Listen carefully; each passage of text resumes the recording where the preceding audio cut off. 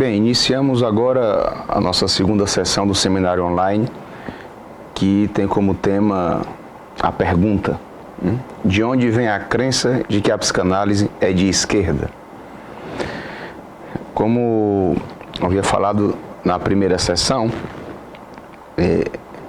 hoje a ideia é que possamos trabalhar aqui parte do livro de Freud, que é o Mal-Estar na Civilização, e que,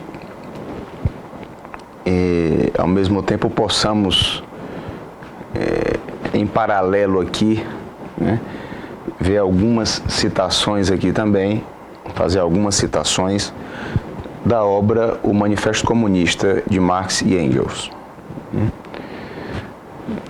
A ideia aqui, como fizemos da outra vez, no caso com O Futuro de uma Ilusão, é buscarmos, mais do que tudo, procurarmos na obra de Freud algum indício, alguma citação, algo que possa justificar essa crença, ou essa ilusão, se utilizando o título do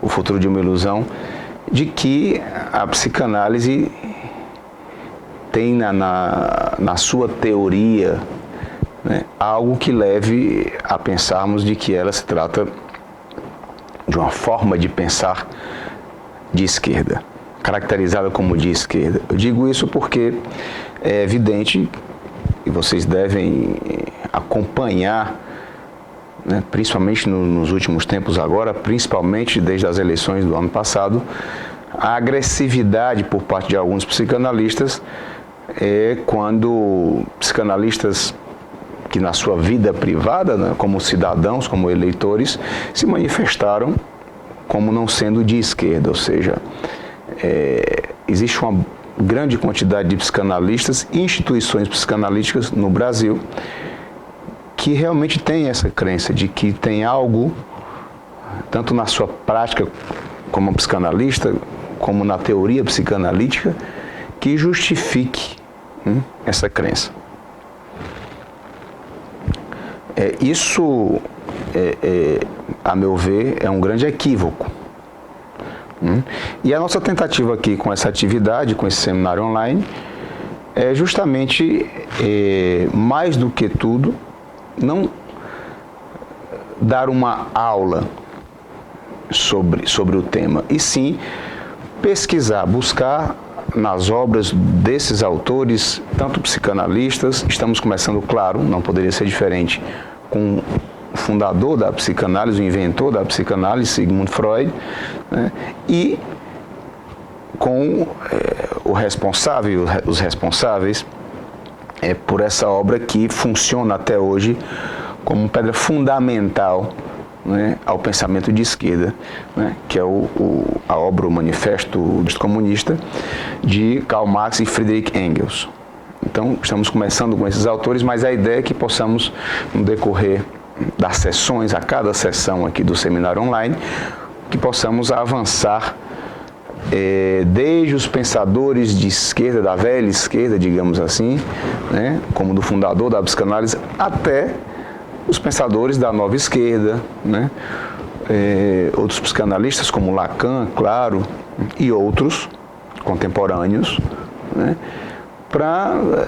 com o intuito de realmente procurar algo que justifique essa ideia, essa tendência por parte de alguns psicanalistas de falarem em nome da psicanálise,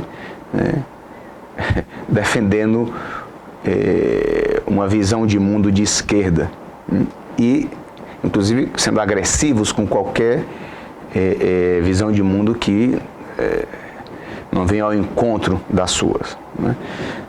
Como já havia falado na primeira sessão, a ideia aqui é que quem tiver o Júlio César, quem tiver online aqui, se quiser fazer alguma intervenção, por texto, você escreve a mensagem, intervenção, pergunta, eu vou ler aqui, dentro do possível, claro, porque eu tenho que me concentrar também na leitura desses textos e na minha interpretação aqui dos mesmos, mas tenho aqui do meu lado, por isso eu olho sempre aqui para o lado, né? Tem um monitor que aparece mensagens da live, né? E ao mesmo tempo esse vídeo está sendo filmado aqui para ter uma pequena edição e depois ser publicado no YouTube, no canal Psicanálise Sem Doutrinação. Bem, então dito isso, vamos começar aqui a nossa segunda sessão do seminário online.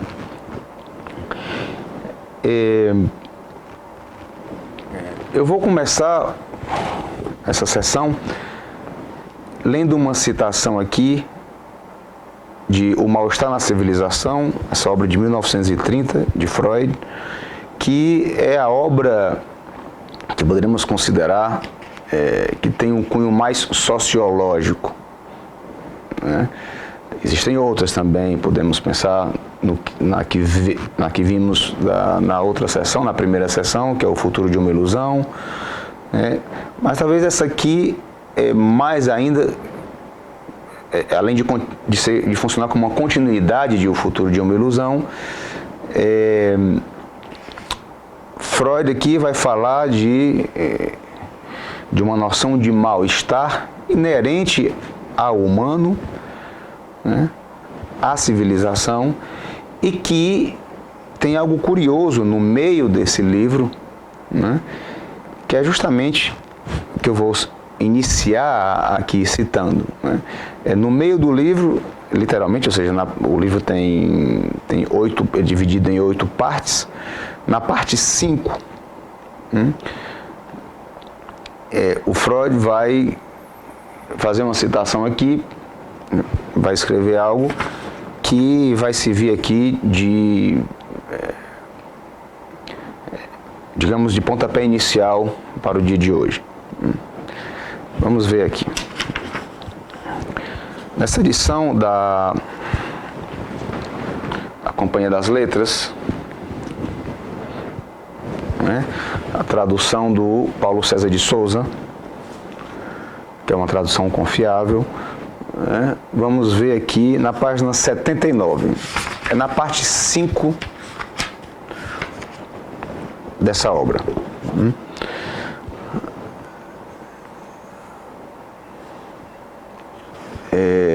Cito aqui Freud.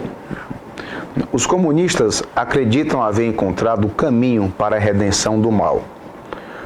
O ser humano é inequivocamente bom, bem disposto para o próximo, mas a instituição da propriedade privada lhe corrompeu a natureza.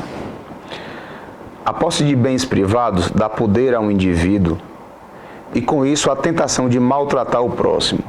O despossuído deve se rebelar contra o opressor, seu inimigo.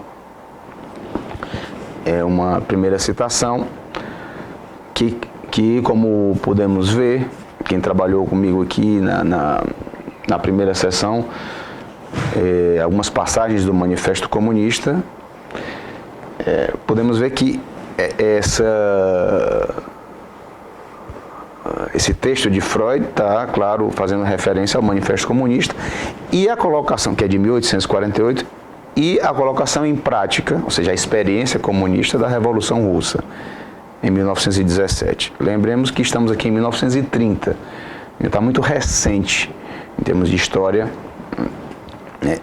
o advento da Revolução Russa. Então, Freud está, claro, se referindo a essa experiência e a essa obra, né, que vamos ver agora mesmo. Tem uma citação aqui para a gente, esse é o nosso esforço aqui, o nosso trabalho é de estar linkando uma obra com outra, né? Obras de psicanalistas, fundador da psicanálise, no caso agora é Freud, E, digamos, o fundador, um dos fundadores, claro, não o fundador, mas um dos fundadores com maior importância e relevância até hoje para os movimentos de esquerda, né, que é Karl Marx. Então, a ideia é fazermos leituras paralelas aqui para tentarmos entender, né, de onde vem essa crença, que é o título desse seminário. Então, aqui no Manifesto Comunista,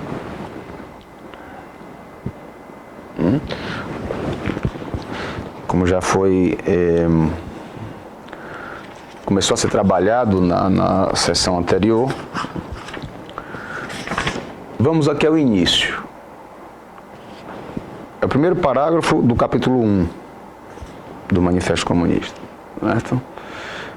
A história de todas as sociedades até hoje existentes é a história das lutas de classe, de classes.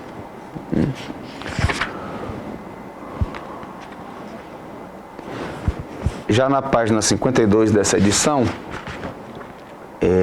já na parte 2, ou capítulo 2 da obra, leio aqui Marx e Engels. A Revolução Francesa, por exemplo, aboliu a propriedade feudal em proveito da propriedade burguesa. O que caracteriza o comunismo não é a abolição da propriedade em geral, mas a abolição da propriedade burguesa. Mas a moderna propriedade privada burguesa é a última e mais perfeita expressão do modo de produção e de apropriação baseado nos antagonismos de classes, na exploração de uns pelos outros. Nesse sentido, os comunistas podem resumir sua teoria numa única expressão: supressão da propriedade privada.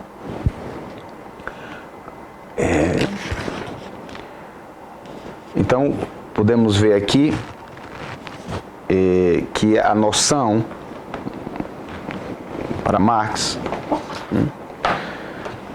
de mal-estar na civilização, aproveitando o título da obra de Freud, é a ideia de que a propriedade privada gera agressividade nas pessoas, ou seja, entre as pessoas. E se refere à propriedade privada burguesa, mas se refere também de que em toda a história da humanidade, de que as lutas de classes são, sempre foram, né, o que determinaram, né, a evolução da humanidade. Ou seja, podemos começar a pensar aqui que é uma visão simplória do que seria o mal-estar na civilização. E claro, como acabei de ler na obra de Freud, Freud fala ironizando, essa leitura que Marx e Engels tiveram, né, do mal-estar, né, do porquê acontecem as lutas de classe, de porquê que há tanta agressividade entre os homens. E é importante pensarmos aqui, de início, que há uma distinção aí fundamental, né, entre a própria noção de mal-estar na civilização. Uma distância que pretendo ver com vocês aqui, acompanhando a obra de Freud, que tem esse título, O Mal-Estar na Civilização, porque da forma como Freud pensa esse mal-estar, como algo muito mais inerente, né, ao psiquismo humano, e não às condições materiais, né, na evolução da humanidade, ou seja, da propriedade, ou a propriedade privada, né, isso serve para pensarmos também e ajuda a nos distanciarmos, né, dessa tentativa que é feita de aproximação do que se pensa, por exemplo, como os fundamentos de igualdade, liberdade, tão fortes desde a Revolução Francesa, na Revolução Comunista também, russa, no Manifesto Comunista, né? E essas ideias que, hoje em dia, né, embora tenham sido modificadas, adaptadas, né, ao pensamento da nova esquerda, houveram adaptações da obra de Marx, claro, né, mas ainda assim, que é o que pretendemos trabalhar no futuro aqui, nesse seminário online, mas ainda assim, essas adaptações decorreram dessa obra, principalmente. Então, como fundamento, temos aqui de que forma pensa a esquerda. Eu não falo só da esquerda, no caso mais radical, comunista, mas as versões socialistas, né, que foram que tivemos durante a história e temos até hoje. Então eu proponho aqui que a gente possa acompanhar essa obra de Freud, porque principalmente nesse capítulo 5, Freud é mais enfático em relação à proposta comunista, ou à leitura de mal-estar por parte de Marx, mas ele faz toda uma construção disso no decorrer dos capítulos anteriores. Né? Claro, trabalhar toda a obra aqui meio que desviaria, né, de algo mais específico, que é a nossa intenção, essa relação da psicanálise com a esquerda, essa coisa que procuram colocar como uma tendência. Mas o mais importante aqui é que possamos, acompanhando a letra de Freud, possamos entender o que para Freud funciona realmente como mal-estar na civilização e a diferenciação disso do que seria o mal-estar para Marx, para Karl Marx. Bem,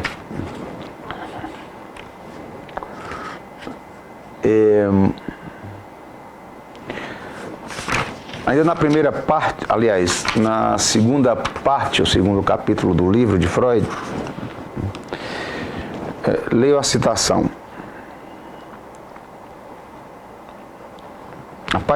Nessa lição vocês podem ver na página 31. Freud ainda começa a desenvolver aqui as causas, o porquê do sofrimento, né, da humanidade, né? Ou seja, isso aqui é antes dessa parte 5 que eu li para vocês agora, que ele se refere mais especificamente à experiência do comunismo.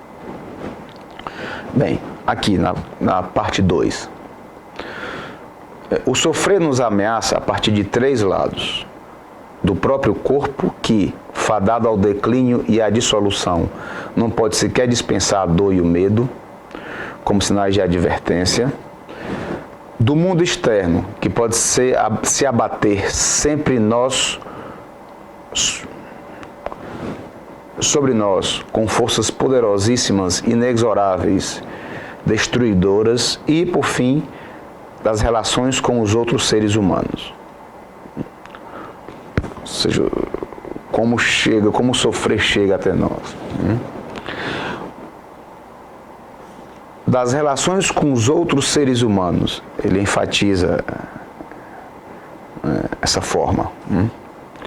O sofrimento que se origina desta fonte, nós experimentamos talvez mais dolorosamente que qualquer outro. Tendemos a considerá-lo um acréscimo, um tanto supérfluo, ainda que possa ser tão fatidicamente inevitável quanto o sofrimento de outra origem. Na primeira citação, aqui para vermos que das origens do sofrimento, das formas de sofrimento, o que Freud dá ênfase é a relação com os outros seres humanos.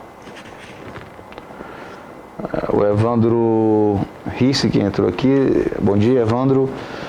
Sim, é o Mal-Estar na Civilização, para quem está entrando agora. De 1930, essa obra de Freud.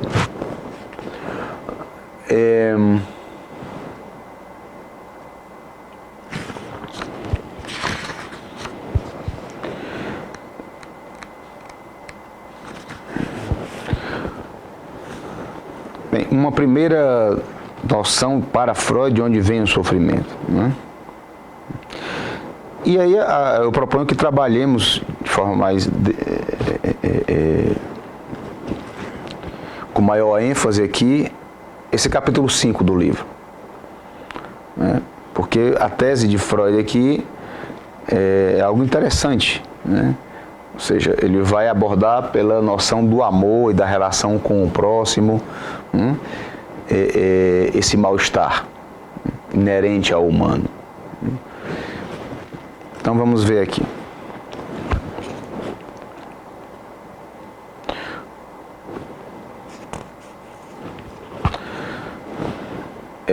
Na página 71, dessa parte 5, dizemos aproximadamente o mesmo ao derivar a antítese entre civilização e sexualidade do fato de que o amor sexual é uma relação entre duas pessoas, na qual uma terceira é talvez supérflua ou importuna, ao passo que a civilização repousa sobre vínculos entre muitas pessoas. No auge de uma relação amorosa, não há interesse algum pelo resto do mundo. O par amoroso basta a si mesmo. Não precisa sequer de um filho para ser feliz. Na página seguinte, 72.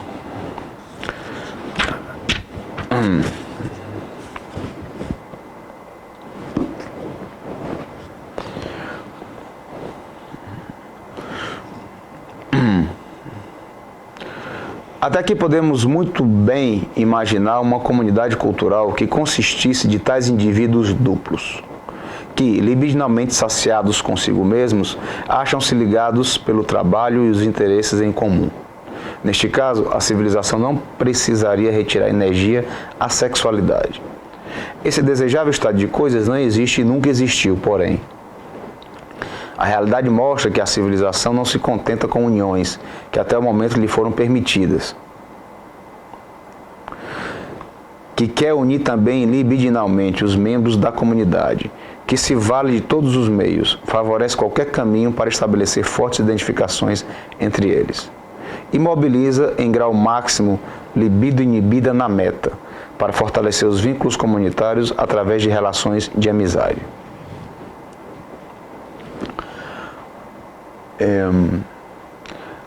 Mais adiante, a pista nos pode ser fornecida por uma das chamadas exigências e ideais da sociedade civilizada. A pista para explicar essa tendência humana. A exigência da sociedade civilizada a qual se refere é: ama teu próximo como a ti mesmo. É conhecido universalmente, sem dúvida mais velha que o cristianismo, que a ostenta como sua mais gloriosa reivindicação. Mas de certo não é muito antiga, em tempos já históricos era ainda estranha à humanidade.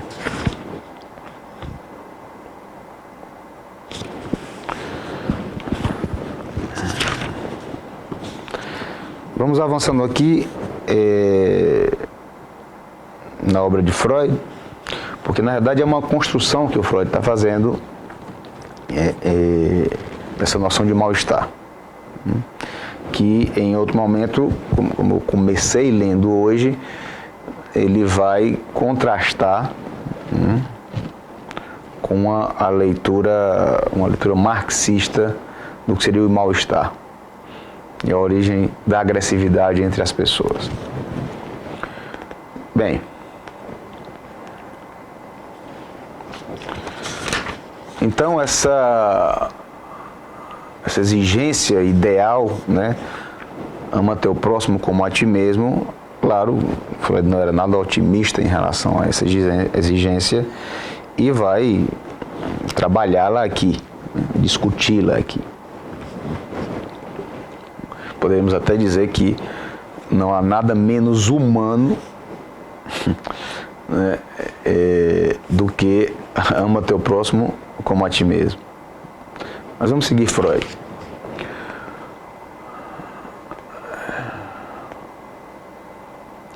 Justamente porque o próximo não é digno de amor, mas antes teu inimigo, é que deves amá-lo como a ti mesmo. Isso é um reforço a essa primeira exigência social, né? Então, pelo que entendo, é um caso semelhante ao creio porque é absurdo. Na página 76, continua. O que de realidade por trás disso, que as pessoas gostam de negar, é que o ser humano não é uma criatura branda, ávida de amor, que no máximo pode se defender quando atacado, mas sim que ele deve incluir entre seus dotes instintuais ou pulsionais também um forte quinhão de agressividade. Faz a citação do o homem é o lobo do homem. E continua relembrando aqui na história da humanidade, né, episódios como a Primeira Guerra Mundial, que tinha acabado de acontecer, né, de 1914 a 1918, estamos em 1930, né, e outras invasões dos hunos, dos mongóis de Gengis Khan, da conquista de Jerusalém pelos piedosos cruzados, fazendo ironia, claro, e ainda as atrocidades da recente Guerra Mundial. A existência desse pendor à agressão, só ler aqui o Vitor Rocha. Em O Mal-Estar na Civilização, Freud critica as bases da esquerda política, bem como as ideologias socialistas e comunistas. Isso mesmo, Vitor. O Vitor Rocha, que está aqui na live, colocou essa mensagem, estou lendo para vocês. Justamente, né, a nossa ideia aqui é ver no texto essa crítica que o Freud faz, né, que chega ao ponto de ironizar, né, o que ele, acredito, o Freud considerava como utopia da esquerda, né, e até uma certa, talvez, ingenuidade, que podemos dizer que isso predomina até hoje, né? As noções de liberdade e igualdade, né, que fundamentam o pensamento de esquerda, né, têm funcionado nos regimes socialistas, nas ditaduras de esquerda. Mais recentemente podemos ver na Venezuela, justamente promovendo o contrário, ou seja, o cerceamento da liberdade, das liberdades, né, e o empobrecimento de toda a população, tirando, claro, os que estão no topo do governo, né? Então, se há uma ideia de igualdade aí em relação à pobreza, isso me referindo à Venezuela e outras experiências, ou seja, todos pobres, só não o governo central. E liberdade, nós sabemos que na prática, isso é muito bonito aqui no Manifesto Comunista, mas na prática, né, a opressão por parte dos governos socialistas, a exemplo que estamos citando aqui, a Rússia, da antiga União das Repúblicas Socialistas Soviéticas, é um exemplo que foi uma opressão muito mais atroz do que a opressão que visou derrubar a Revolução Bolchevique, ou seja, tirar o proletariado da opressão dos burgueses, do capitalista. Ou seja, o que tivemos na prática, e que temos quando isso é tentado ainda hoje, né, é justamente o contrário do que se propõe. É a perda da liberdade e a desigualdade absoluta, ou pelo menos uma igualdade de pobreza. Na pobreza. Bem, retomando aqui o texto,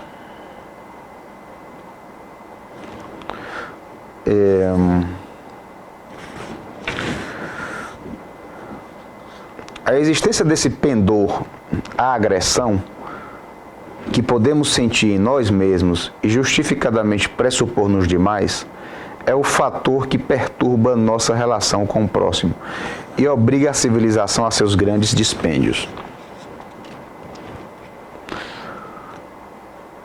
seguindo na página seguinte, daí, portanto, o uso de métodos que devem instigar as pessoas a estabelecer identificações e relações amorosas inibidas em sua meta, daí as restrições à vida sexual e também o mandamento ideal de amar o próximo como a si mesmo, que verdadeiramente se justifica pelo fato de nada ser mais contrário à natureza humana original. Com todas as suas lidas, esse empenho da civilização não alcançou muito até agora. É interessante isso que o Freud chama a atenção aqui, né?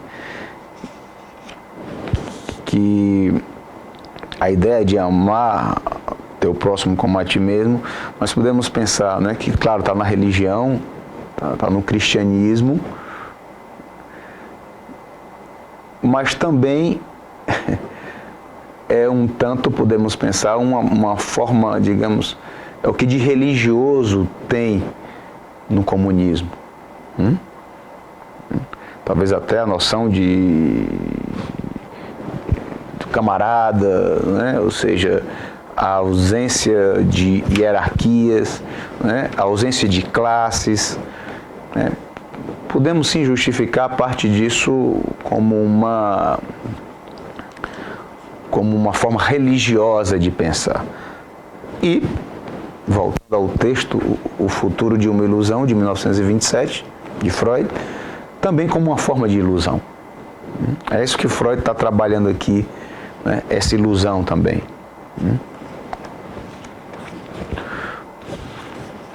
Bem,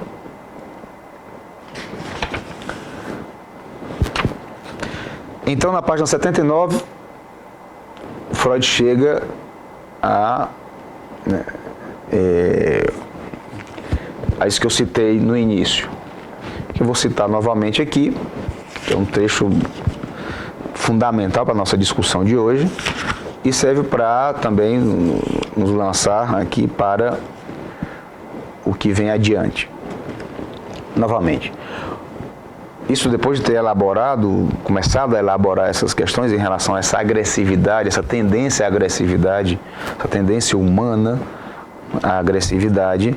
Veja bem, uma tendência que Freud de forma alguma relaciona aqui com de forma materialista.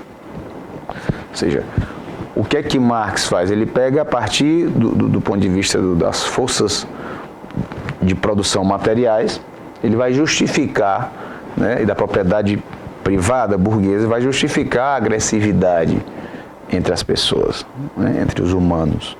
Né. Freud ele toma de uma forma diferente isso. O porquê da agressividade. Os comunistas acreditam haver encontrado o caminho para a redenção do mal, como li antes. O ser humano é inequivocamente bom, bem disposto para com o próximo, mas a instituição da propriedade privada lhe corrompeu a natureza. A posse de bens privados dá poder a um indivíduo e, com isso, a tentação de maltratar o próximo. O despossuído deve se rebelar contra o opressor, seu inimigo. Então, veja que o Marx coloca como causa, né, a propriedade privada. Causa da agressividade. Então, continua Freud. Se a propriedade privada for abolida, todos os bens forem tornados comuns e todos os homens puderem desfrutá-los, desaparecerão a malevolência e a inimizade entre os homens. Como todas as necessidades estarão satisfeitas, ninguém terá motivo para enxergar no outro um inimigo. E todos se encarregarão espontaneamente do trabalho necessário. Então, claro que Freud está ironizando aqui, né, essa ingenuidade comunista. Né? Eles simplificam aqui, por exemplo, a satisfação das pulsões, né? E o que a civilização tem, como é trabalhado nesse livro de Freud, né, como função, a frustração dessas satisfações pulsionais através das instituições, né, família, igreja e outras. Né. Então, essa frustração é razão de mal-estar também na civilização, mas digamos, é um mal necessário. na visão de Freud. Inclusive ele faz uma referência, por exemplo, às comunidades primitivas. Será que as pessoas tinham mais liberdade antes? Que não tinham tantas exigências sociais, impostas pela religião, pela família, pela moral. Ele vai se questionar sobre isso. Mas não vai também deixar de falar da necessidade dessas instituições. O que é pensado de forma diferente também pelo pensamento comunista. E o pensamento de esquerda até hoje, nas suas diferentes vertentes. Eu estou me referindo a como se pensa as instituições. Família, religião, Estado, a educação. Retomando aqui com Freud. Não é de minha alçada a crítica econômica do sistema comunista. Não tenho como investigar se a abolição da propriedade privada é pertinente e vantajosa. Mas posso ver que o seu pressuposto psicológico é uma ilusão insustentável. Freud é categórico aqui. Não tem como ninguém de esquerda dizer que Freud era de acordo. Não é de acordo com isso. Com a supressão da propriedade privada.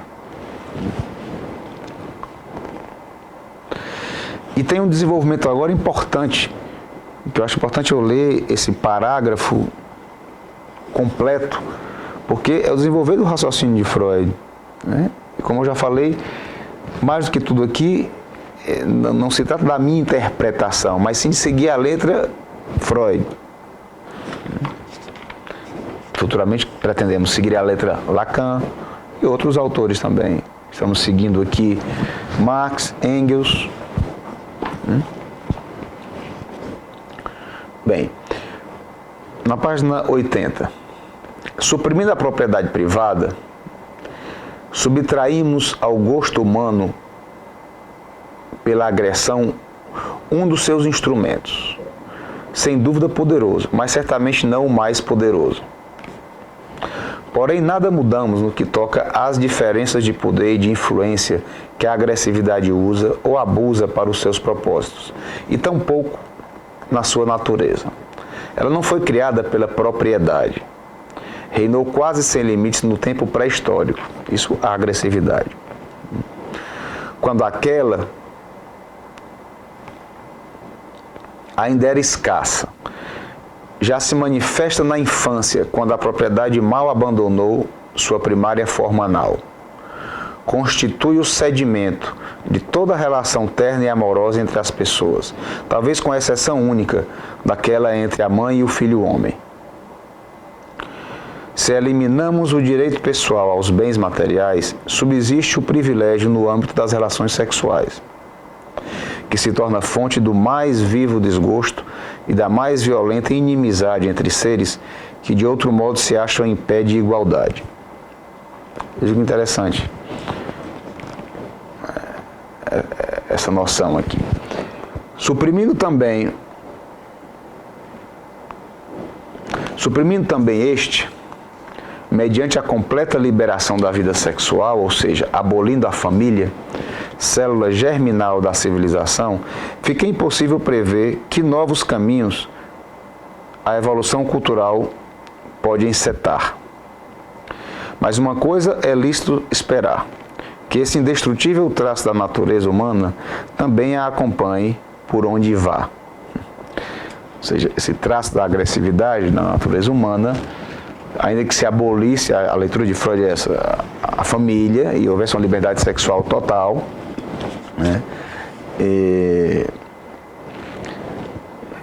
essa agressividade ainda seguiria. É interessante esse trecho porque outras pessoas que se utilizaram do pensamento de Freud, da obra de Freud, para fazer um equívoco total em relação ao que Freud escreve, ou seja, para que nós vulgarmente chamamos de puxar a brasa para a sua sardinha. Por exemplo, vamos ver depois isso. O Herbert Marcuse, na Escola de Frankfurt,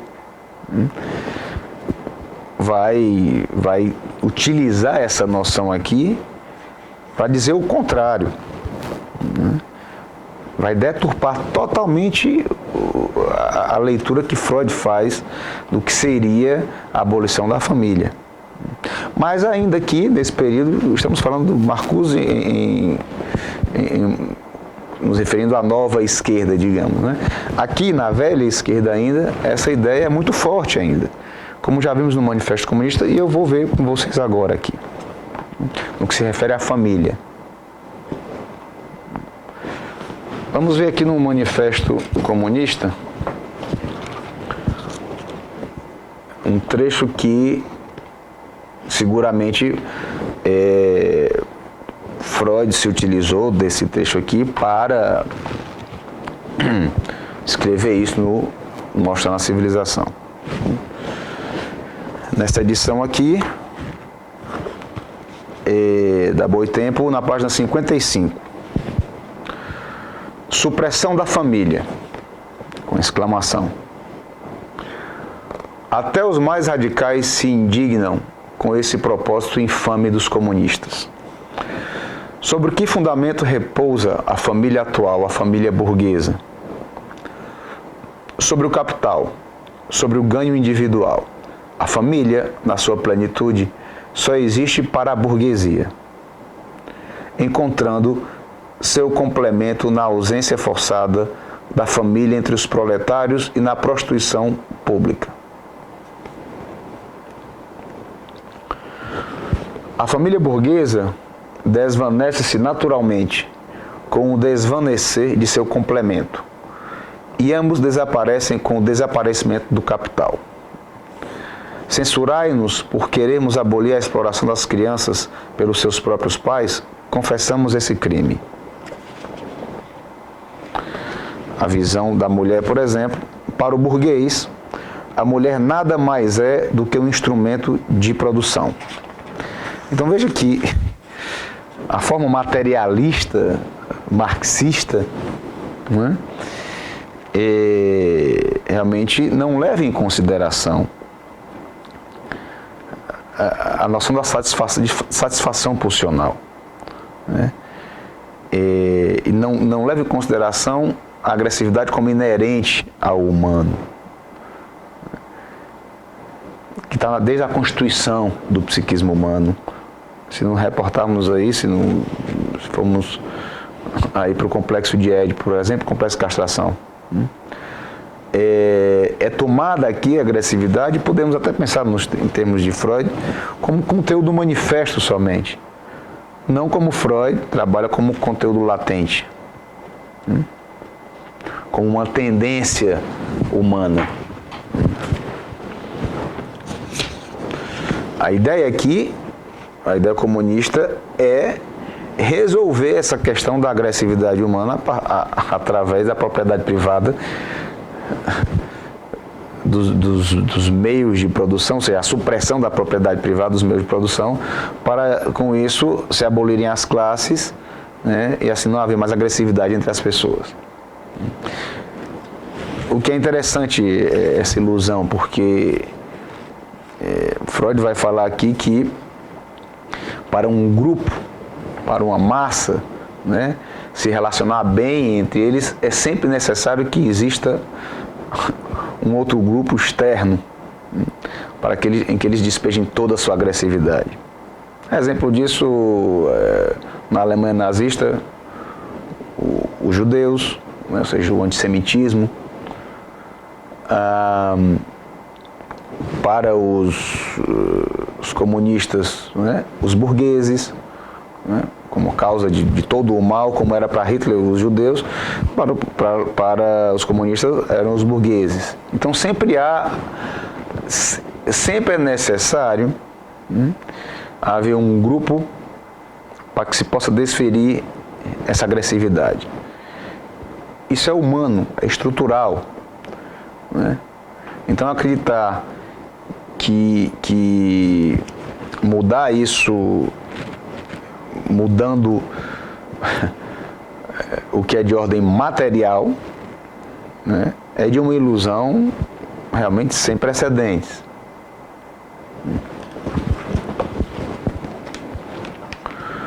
Bem, voltando aqui para o mal-estar na civilização.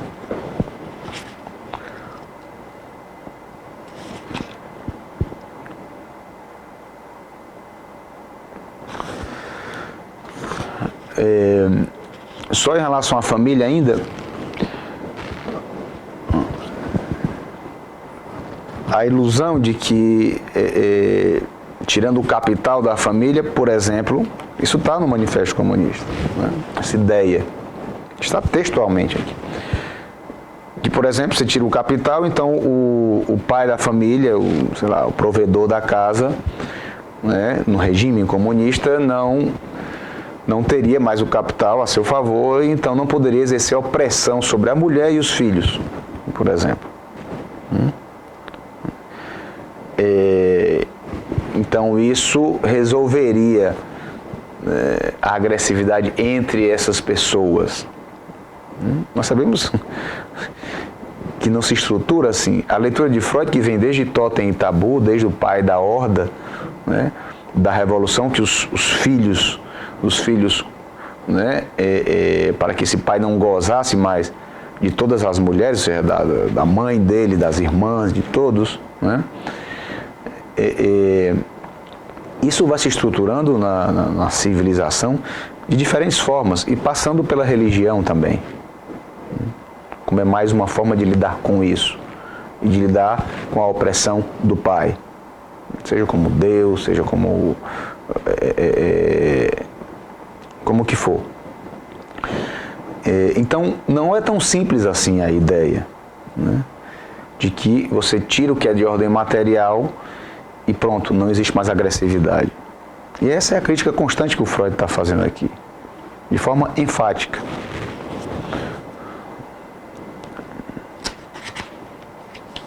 Por que é tão importante pensarmos nessas questões? Porque isso não se trata, essa noção, essa ideia não está somente aqui na velha esquerda. Ela é muito presente hoje, a noção de liberdade e igualdade, né, de uma aversão a qualquer noção de liberalismo ou neoliberalismo, né, como formas, como se essas fossem formas de opressão. Isso é presente até hoje, né? E as consequências dessa noção, que vem se arrastando durante tanto tempo, né, nós conhecemos muito bem, né? E ainda estamos sofrendo essas consequências. Por exemplo, quando partidos de esquerda radical, né, em nome de uma suposta igualdade e liberdade, né, justamente tiram a possibilidade de liberdade, né, e promovem mais ainda a pobreza ou a desigualdade. Bem,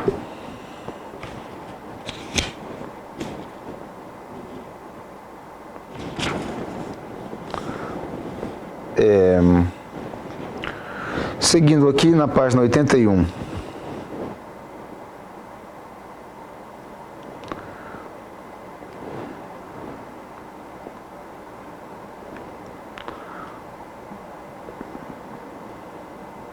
Isso que eu falei agora há pouco, o Freud chama de narcisismo das pequenas diferenças. Ou seja, justamente para um grupo de pessoas é necessário que exista um outro grupo para que essa agressividade seja direcionada. Podemos até, falando de forma bem banal, né, pensar em relação a um jogo de futebol, a um clube de futebol, um time, né? E que o importante não é que o seu time ganhe, o importante é que o outro perca e sofra com isso. Você vê isso como as pessoas zombam uns dos outros, né, quando o seu time de futebol ganha do outro, ou seja, isso é humano. E não tem como simplesmente extirpar da constituição ou do psiquismo humano. Esse narcisismo das pequenas diferenças. Claro, estou falando de forma banal, mas na história temos exemplos, episódios drásticos, né?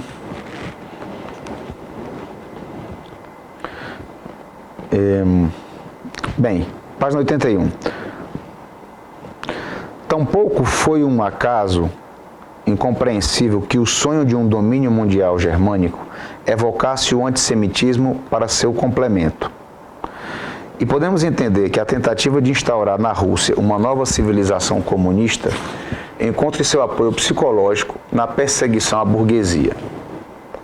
Só nos perguntamos preocupados o que farão os sovietes após liquidarem seus burgueses. Freud, de novo, sendo bem irônico aqui, né? Se o problema são os burgueses, né, eles foram liquidados. Então, a experiência socialista soviética, russa, né, da União Soviética, mostra que o problema não eram os burgueses. A questão é o que Freud já antecipa, né, o que seria a queda em 1991 da União das Repúblicas Socialistas Soviéticas. Em 1989, a queda do Muro de Berlim, né, e a dissolução da União Soviética em 91. Justamente, o que é que os soviéticos vão fazer depois que acabarem com os burgueses? Exatamente, não souberam o que fazer. Né? Como a esquerda radical não sabe o que fazer até hoje. Ou seja, sabem, para eles, como crença, né, tem como verdade, né, tudo que tiver contra essa verdade é apenas doutrina burguesa, isso desde o Manifesto Comunista, a nossa noção de doutrina de classe, né, mas a verdade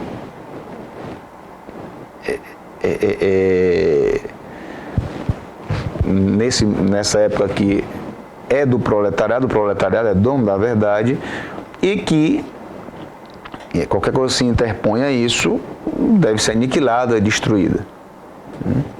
Isso funcionou da mesma forma, por exemplo, no nazismo, no fascismo. Justamente essa noção de verdade, ou seja, que você pode se utilizar do materialismo marxista para isso, de que existe algo que é a razão das coisas não funcionarem. Ou aqui em Freud, é a razão do mal-estar na civilização. Esse algo, né, deve ser resolvido. Pode ser desde exterminar os judeus, como pode ser suprimir os burgueses, né? Mas é o mesmo raciocínio. Por isso não é tão diferente, não é? Podemos pensar que a suástica, o símbolo da bandeira nazista, do Partido Nacional Socialista dos Trabalhadores Alemães, né, da estrela lá do Exército Vermelho, formado por Trotsky na Rússia, e que hoje é símbolo, por exemplo, do Partido dos Trabalhadores no Brasil, do PT. O pensamento, eu não estou dizendo que é a mesma coisa, a ideia de exterminar judeus com a ideia de suprimir os burgueses, não é isso. Eu estou dizendo que o raciocínio, né, a forma de pensar em verdades e a forma de atuar a partir disso é a mesma. É isso que eu estou dizendo.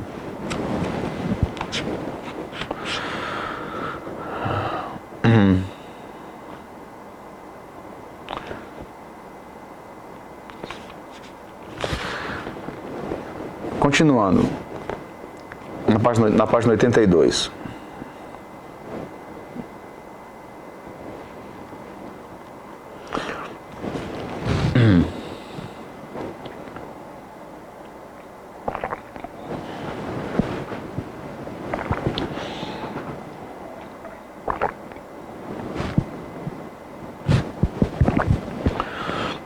Se a cultura impõe tais sacrifícios, não apenas à sexualidade, mas também ao pendor agressivo do homem, compreendemos melhor por que para ele é difícil ser feliz nela. Por que para o homem é difícil ser feliz na cultura, na civilização.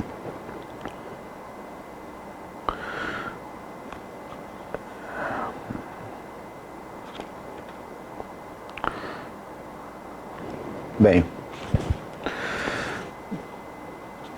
seguindo, de fato, o homem primitivo estava em situação melhor, pois não conhecia restrições ao instinto ou à pulsão, dependendo da tradução. Em compensação, era mínima a segurança de desfrutar essa felicidade por muito tempo. O homem civilizado trocou um tanto de felicidade por um tanto de segurança. Mas não esqueçamos que na família primitiva somente o chefe gozava dessa liberdade instintual. Os outros viviam em submissão escrava. Logo, a oposição entre uma maioria gozando as vantagens da cultura e uma minoria destituída dessas vantagens foi levada ao extremo naquela época primeira da civilização. Informando-nos mais cuidadosamente acerca dos primitivos que ainda hoje vivem, aprendemos que não se pode invejá-los, a liberdade em sua vida instintual. Esta é sujeita a limitações de outra espécie, mas talvez de maior rigor que as daquela do civilizado moderno. Se justificadamente objetamos em nosso estado atual de civilização que ele não preenche nossos requisitos de um sistema de viver que faça feliz, que admite muito sofrimento, que se poderia provavelmente evitar, se, de modo implacavelmente crítico, buscamos expor as raízes de sua imperfeição, sem dúvida exercemos o nosso mero direito. Não nos mostramos inimigos da cultura. É lícito esperar que, pouco a pouco, lhe introduziremos mudanças que satisfaçam melhor as nossas necessidades e escapem a essa crítica.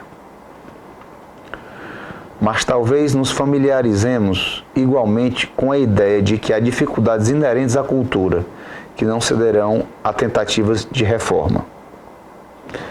É interessante esse trecho.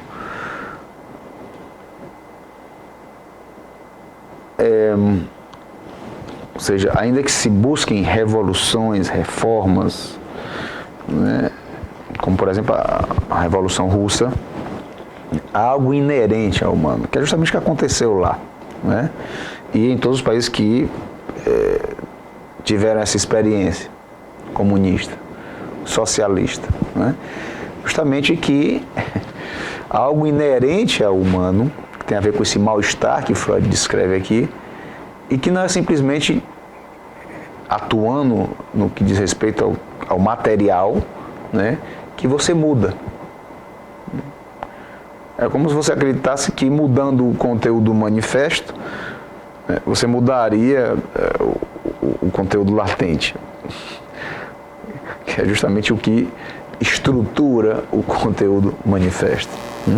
Então, isso é totalmente impensável do ponto de vista da psicanálise.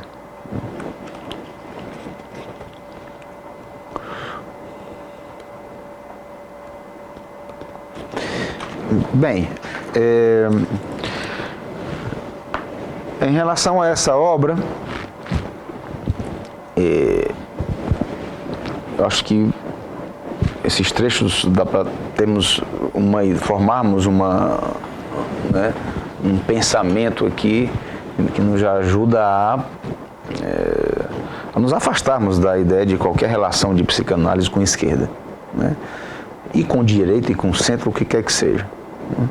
Mas aqui mais especificamente, já que Freud é bem enfático em relação a isso, em relação à esquerda. A esquerda da sua época, ou a velha esquerda. Como da outra vez, eu separei algumas citações aqui nas biografias de Freud. Essa, por exemplo, da Elisabeth Roudinesco, né? Sigmund Freud, na sua época e em nosso tempo, que é a mais recente. É uma biógrafa reconhecida, né? E acredito que possamos acompanhar algo dessa biografia aqui.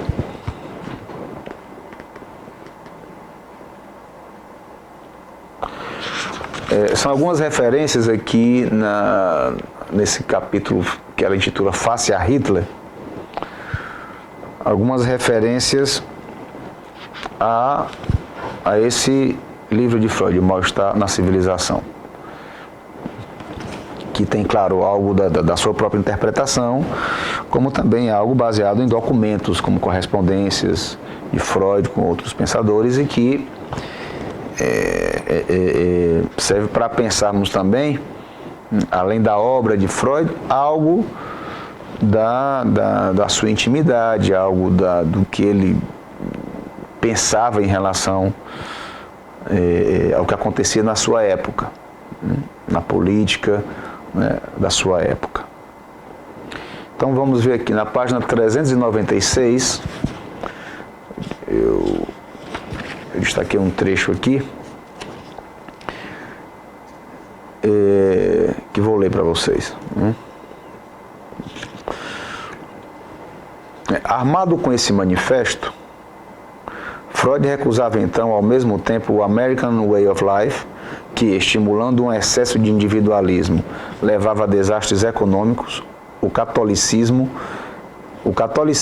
que, fundando-se no amor ao próximo, desconhecia o fascínio humano por sua própria autodestruição, e a Revolução Comunista, que, acreditando piamente na ilusão da igualdade entre os homens, pretendia abolir uma das molas mais poderosas da atividade pulsional humana, o desejo de possuir riquezas. Em outras palavras, Freud vai de encontro a todas as crenças modernas no advento de um homem novo, que seria depurado de toda influência do passado. Nessa mesma veia, criticava tanto a utopia do judeu novo, como o sonho americano da ablação do passado e o projeto comunista da abolição de classes. Por fim, evidentemente, recusava toda forma de ditadura.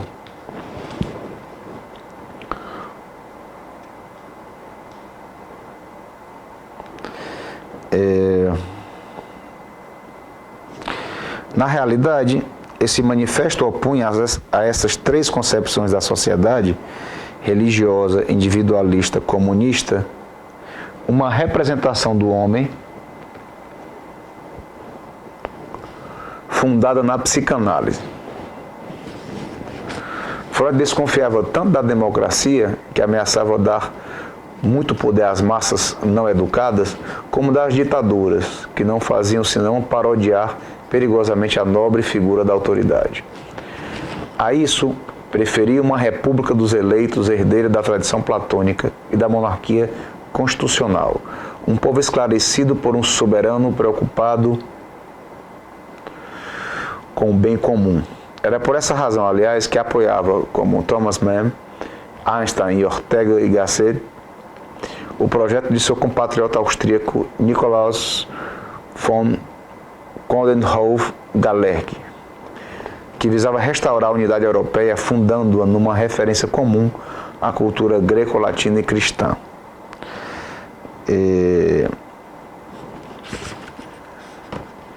Claro, isso tem a interpretação, a leitura da Elisabeth Roudinesco, mas eu acho interessante ler aqui com vocês, porque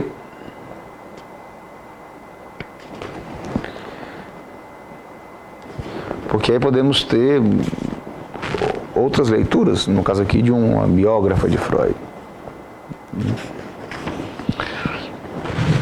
Ou seja, o que ela chamou a atenção e que eu acho importante, outros autores também, outros biógrafos também chamam a atenção a isso, é que existe uma forma muito peculiar, muito singular de Freud pensar o mal-estar, não é? E que se distancia e muito, como podemos ver aqui, né, em parte dessa obra de Freud, do que é para a esquerda, né, a razão do mal-estar na civilização, né?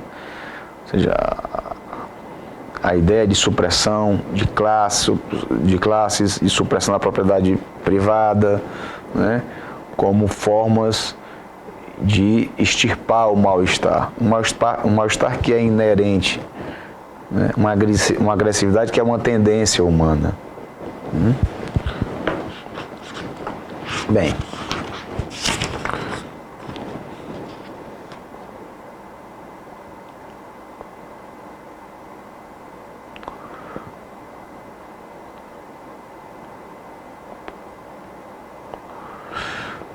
continuando nessa mesma linha de raciocínio da Elizabeth Roudinesco, na página 400. Da mesma forma como em O Mal-Estar na Civilização, fazia um vibrante elogio dos progressos da ciência, para melhor fustigar tudo junto o bolchevismo, o marxismo e a obscura dialética hegeliana, ao mesmo tempo afirmando que a compreendia mal, uma vez que atribuía a formação das classes sociais às lutas ancestrais entre hordas humanas ou raças, pouco diferentes umas das outras. Portanto, Freud continuava a interpretar as lutas dos povos pela emancipação, pautando-se no modelo de totem e tabu. Então veja que, isso já atrás de 1912, 1913, totem e tabu, essa noção do pai da horda, de como se estruturam as comunidades, né, desde muito primitivas até hoje, e como isso realmente funciona como evolução. É uma forma particular de pensar, que não tem nada a ver com a ideia de que a humanidade pode ser explicada pelo conflito entre classes, como sempre foi isso que determinou as sociedades humanas. Então, digamos que Freud pensa muito mais, podemos pensar aqui, no indivíduo humano e no psiquismo do indivíduo humano, na sua relação com os outros e a agressividade inerente a essas relações, do que na agressividade entre classes. Podemos até pensar que uma coisa pode ter a ver com a outra, mas uma coisa não é a outra. Há uma diferença aí. Bem, seguindo aqui com outra biografia, a do Peter Gay, né? Freud, Uma Vida para o Nosso Tempo. E marquei um trecho também aqui que eu acho importante, que tem a ver com o que estamos discutindo hoje, sobre essa noção de mal-estar e essa obra de Freud. Né?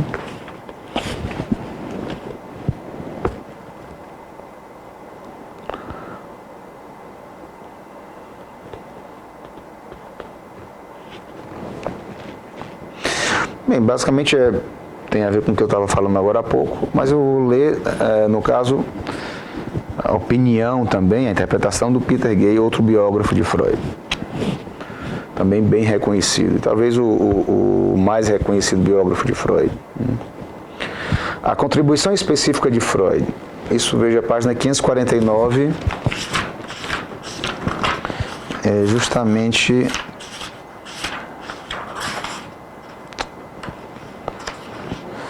nesse capítulo 11, A Natureza Humana em Atividade. Tem a parte desse capítulo que ele vai intitular Civilização, o Transe Humano, que é justamente para trabalhar o texto Mal-Estar na Civilização. Bem, na página 549, a contribuição específica de Freud,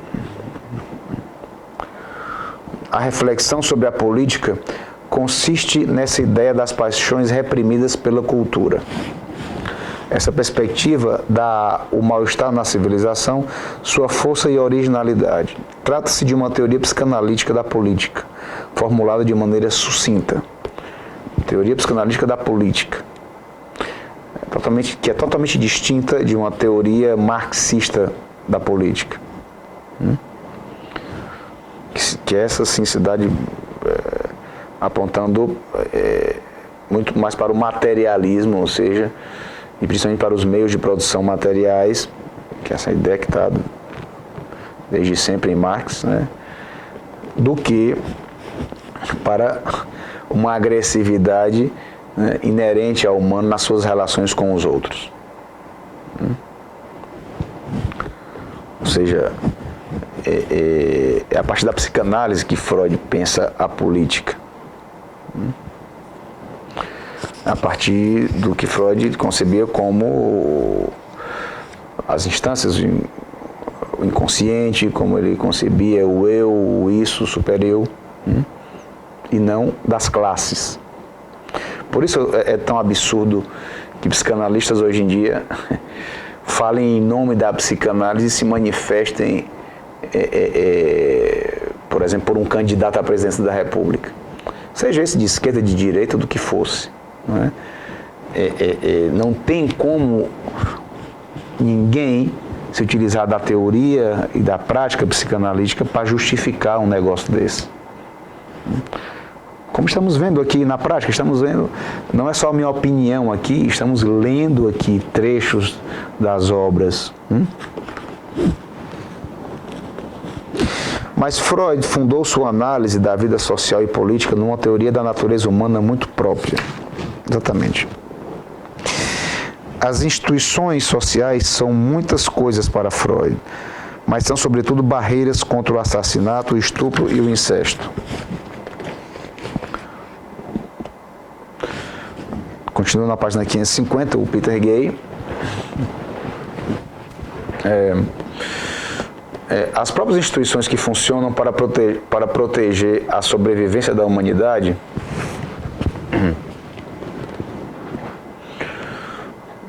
também geram seu mal-estar. Sabendo disso, Freud estava disposto a conviver com a imperfeição e as mais modestas expectativas de aperfeiçoamento humano. É significativo que, após o término da Primeira Guerra Mundial e a ruína do Império Germânico, ele tenha manifestado sua satisfação ao ver o bolchevismo rejeitado na Nova Alemanha. Pensando em política, ele era um prudente anti-utopista. Mas qualificar Freud simplesmente como conservador é deixar escapar a tensão em seu pensamento e passar por cima de seu radicalismo implícito. Ele não era nenhum respeitador da tradição à la Burke, Edmund Burke. Segue-se de seu pensamento que o tradicionalismo tímido precisa ser analisado não menos do que o idealismo impiedoso. Ele até se dispunha a especular que uma verdadeira alteração na relação da humanidade com a propriedade talvez trouxesse mais alívio ao mal-estar moderno do que a ética ou a religião. Nem por isso o socialismo se tornava mais atraente para Freud. Ele se considerava um crítico social radical, como observamos mais de uma vez apenas no domínio da sexualidade. Ou seja, em relação à política, podemos até pensar, de alguma forma,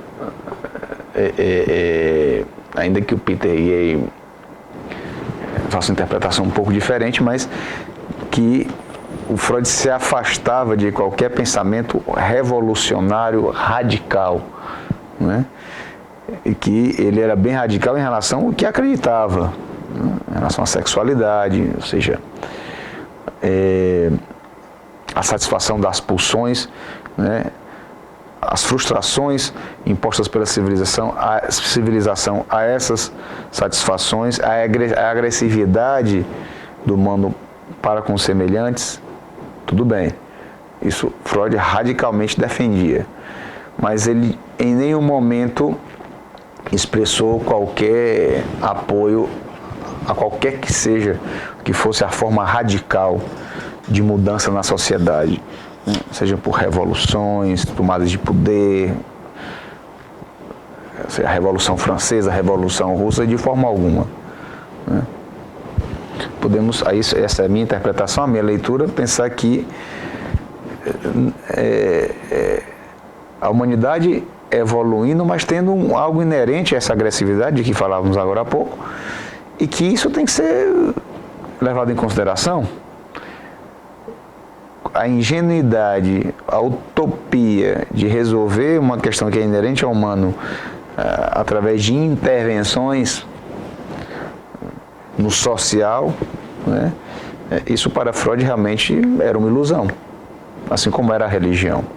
É por isso que podemos sim, e eu fiz essa referência na sessão anterior a um vídeo no YouTube do Luiz Felipe Pondé, filósofo, dos professores de esquerda, né? Justamente ele chama de seita alguns professores, né, da esquerda radical que habitam as universidades, né. Seita porque tem a mesma lógica do funcionamento religioso, em relação com a verdade, do pensamento da esquerda radical. Então podemos chamar de seita, sim, a rigor.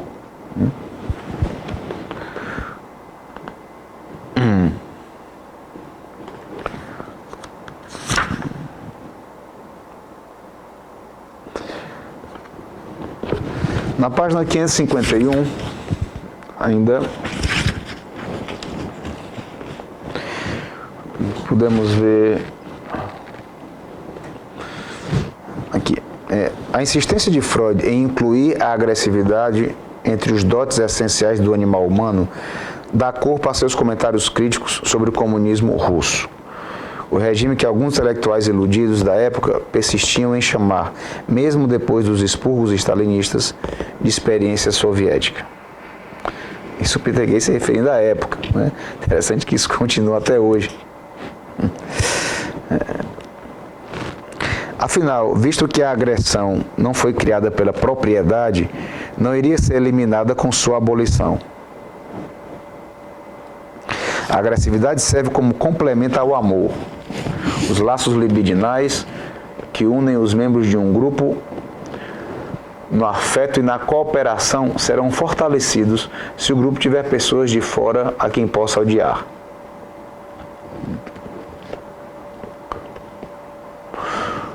Um método compensador, ainda que obviamente imperfeito,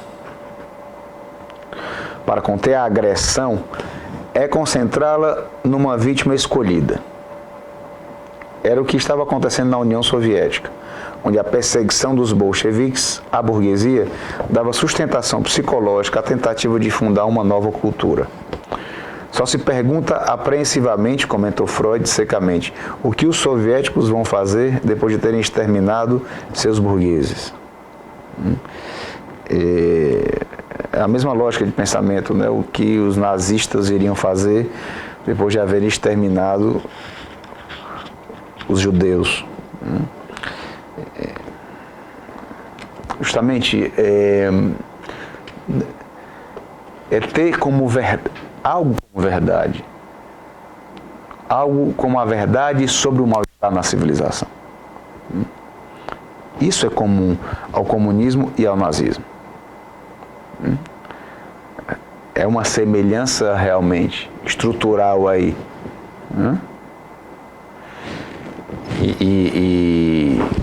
E a crítica que o Freud faz a isso é bem fundada, porque ele vai falar da agressividade de outra forma, não como uma razão específica, não como um grupo, outro sendo responsável pelo mal-estar de tudo, ou de outro, ou desse grupo, mas como algo no humano, no indivíduo, na relação com a satisfação das pulsões. Então é bem distante. Para Freud realmente se tratava de uma utopia, acreditar, ter essa crença de que mudando algo assim radicalmente no social, você, digamos, mudaria o funcionamento humano. Claro, nós temos desde 1917 para cá, 100 anos de experiência comunista, socialista, né? E o que é que restou hoje desse pensamento? As experiências do quê? Coreia do Norte, Cuba, a China mudou totalmente a sua relação com o capitalismo, claro. Não teria se extinto, talvez, embora tenha a população maior do mundo, se extinguido, porque se não se adequasse à forma de pensar capitalista. Porque podemos pensar, né? É a única forma, não existe uma alternativa Então, pensar ainda hoje num socialismo como alternativa, seja em que grau esse socialismo, né, funcionaria hoje, ainda continua sendo uma ilusão. Bem,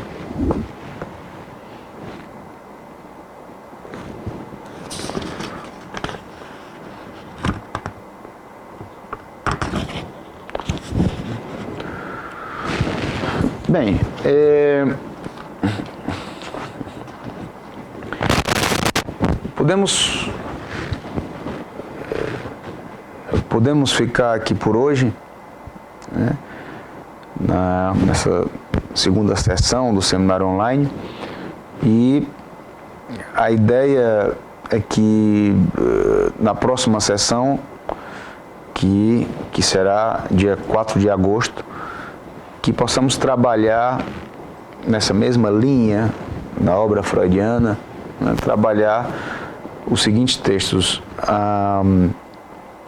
a carta de Freud a Einstein, intitulada Por que a Guerra? E a última das novas conferências introdutórias à psicanálise, que é acerca de uma visão de mundo.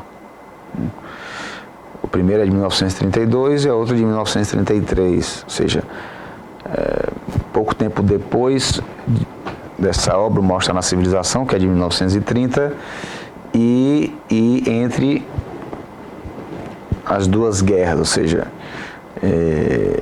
em 32, 33, né, temos aí alguns acontecimentos, que é a ascensão do nazismo na Alemanha, e aí vamos poder ter uma noção do pensamento de Freud também sobre isso,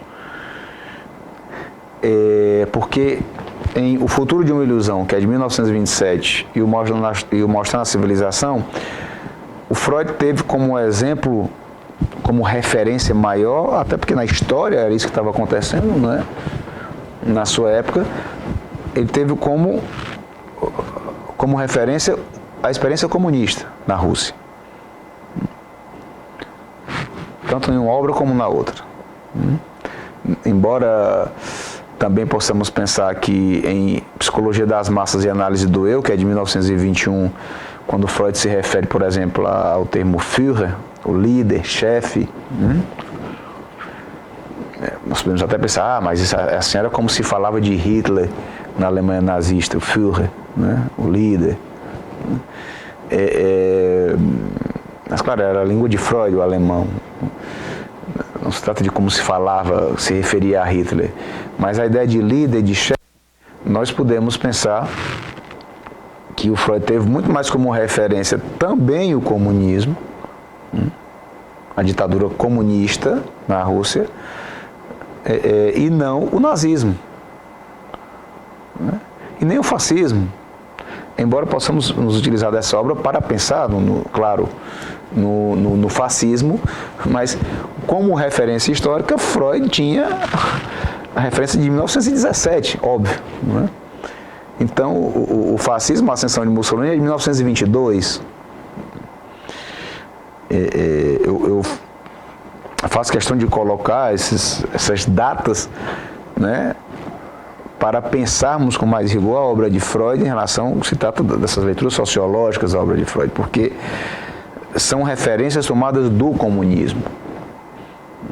Freud é enfático, nós vimos isso na primeira sessão, hoje na segunda sessão, essas obras sociológicas, digamos assim, de Freud, né? A leitura também de alguns biógrafos sobre essas obras, né? Correspondências de Freud, pessoas que conviveram com Freud e que puderam opinar sobre o que pensava sobre essas experiências comunistas na sua época. Então, mais do que tudo, Freud se baseia nisso, né? Nessa experiência, para essas obras aqui, né? E se baseia também nessa obra, né? Como já vimos aqui, o Manifesto Comunista, que é de 1848, né? Ou seja, o Manifesto Comunista e a colocação em prática, digamos, né, das ideias presentes nesse manifesto, mas colocação em prática em 1917. Então, para nos situarmos aqui, cronologicamente também na obra de Freud, né, e nas obras de esquerda. Isso é fundamental para o que propomos aqui. Então, ficamos aí com esse material para lermos e trabalharmos aqui na nossa próxima sessão, a sessão 3 desse seminário online, de onde vem a crença de que a psicanálise é de esquerda.